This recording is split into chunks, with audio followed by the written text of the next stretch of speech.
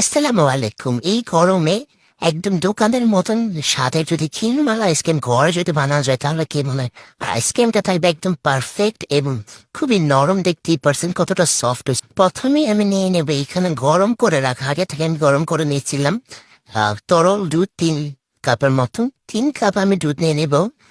Millimetre দুধ নিয়ে নিচ্ছি। এখানে আমি দুধটাকে আমি খুব ভালো করে একটা বলক আসা অব্দি অপেক্ষা করব। এখানে আমি আগে থেকে 1 চামচ পোলাও চাল আনছি, কিছু কাজু বাদাম আমি ভিজিয়ে রেখেছিলাম। আর যখন বলক চলে আসবে আমি কাজু বাদাম আর এই পোলাও চালের মিশ্রণটা বেটে রেখেছিলাম আমি দিয়ে দেবো, দুধের সাথে অ্যাড করতে পারি। এটা দেওয়ার পর দুধটা অনেকটা ঘন হয়ে আসবে। তারপরে দিয়ে দেবো হচ্ছে খেজুরের দুধ। খেজুরের দুধটা অবশ্যই দিতে হবে, এটা না দিলে কখনোই ক্ষীরমালার আসল স্বাদটা কখনোই আসবে না। এখানে যতটুকু লাগে আমি এখানে 4 চামচ মতো খেজুর গুড় দিয়ে দিয়েছি। তারপর এখানে ক্যারামেল গুড় রেখেছিলাম চিনি, এটার মতন আমি দুধটা দিয়ে দিয়েছি।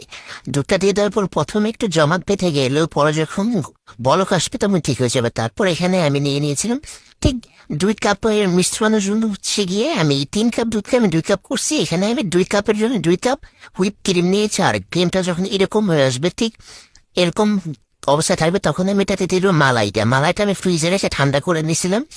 মালাইটা দিয়ে দেওয়ার পরে হচ্ছে কি এটা ভালো করে আমি মিশিয়ে নেবো সবটার সাথে।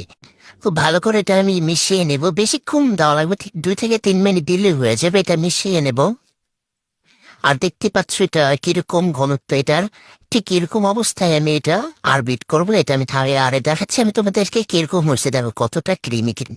তারপর এটা আমি একটা বাটিতে, ক্ষীরমালার বাটিতে আমি এটা দিয়ে দিলাম। আইসক্রিমটা আমি রেখে দিব।